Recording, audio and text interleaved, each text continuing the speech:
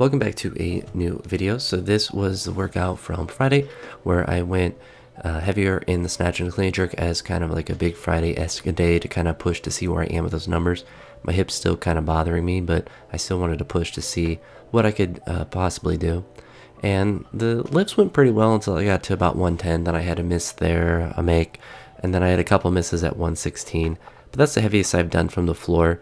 And a lot of the work that I'm doing is hopefully going to start carrying over on days like this, because I was missing out in front and I was not finishing the extension, which is what a lot of the like yo-yo snatch will work on, as well as doing things like the snatch balance and the snatch high pulls that you'll see at the end of this workout. So it's just like I guess kind of a base day, just trying to really push to see where I was, but really trying to do it with good technique, and it just wasn't successful. Like there, you can see I was early, so I missed out in front. The second one was a bit better. Snatches have not been as consistent after the complexes, but it kind of makes sense because I've only done the complexes now for what, a week. So this is 116.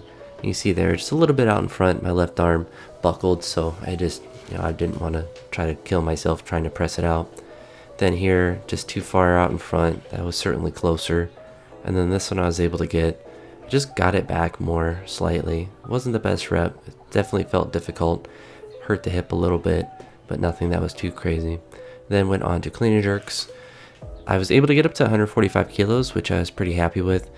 The hardest part is the clean right now, just because that range of motion is difficult, as well as I suppose the jerk. I've kind of talked about that in other videos, but you see there I'm trying to really focus on getting my leg down, but really just trying to strengthen that area, finding different stretches and exercises that really focus on stretching the hip and that whole IT band area, as well as my low back, and just trying to really continue to train as normally as I can while still trying to recover, which is not the easiest thing to do, but thankfully, with all these workouts, I'm talking about my leg hurting. Nothing has been re-aggravated. It's more of just a consistent kind of, ow, this hurts, which is good, because when I had that setback before, it was like a twinge, and it was like, ow, that hurt really bad, and it was much worse than like the pain that I was going through on those previous reps. So it's certainly continuing to move in the right direction. Obviously, you see here I'm doing like heavy cleans and heavy snatches. Like it's not going to recover as quickly as it would if I did nothing, but I can still kind of train, and I still can work up to pretty decent percentages, and I can still work on technical things. The thing that is the most difficult right now, like I said before, is jerks, just because of that quarter squat being difficult, but I'm just continuing to work on it, and hopefully, that the joint starts to loosen up and continues to feel a bit better day by day. But I was able to get this. It was a decent jerk.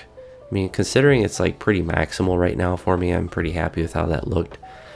Didn't want to do squats after this, so I did some snatch high pulls, and I was watching a garage strength video, and they talked about, or Dave Miller was talking about this being a good snatch accessory, and yeah, at least just doing a snatch high pull. I don't typically do them, so it's a good variation on the pull anyway.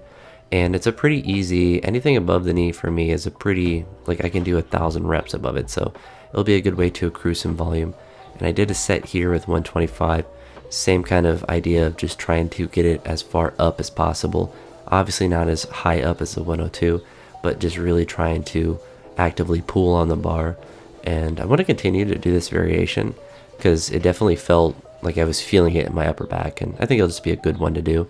And then here, these are just normal like snatch deadlifts. I kind of tried to do the pull. I mean, this is about as high as I could pull it, but I wasn't as worried about trying to crank on it, because I still want to pull it with correct technique. But this was a relatively heavy session for me, and was able to get up to 116 and just trying to chip away and trying to get things better. It seems like every day I find a different stretch and thing that I can do to help with the hip and a different kind of exercise. So it's just a slow process, and I think the biggest indication will be when squats start to feel good, as far as not being kind of painful. They're continuing to progress, but they just kind of hurt to do. And as the squats start to feel better and I'm able to at least just work with, weights that are like 10 to 15% more than what I want to clean. Then I'll just continue to be able to work at those weights that I need to work at to continue to get stronger. So it's kind of a process, and like 145 is just going to keep looking difficult until my front squats are feeling better above like 170 and like 160, 165, and like just are easier in that range.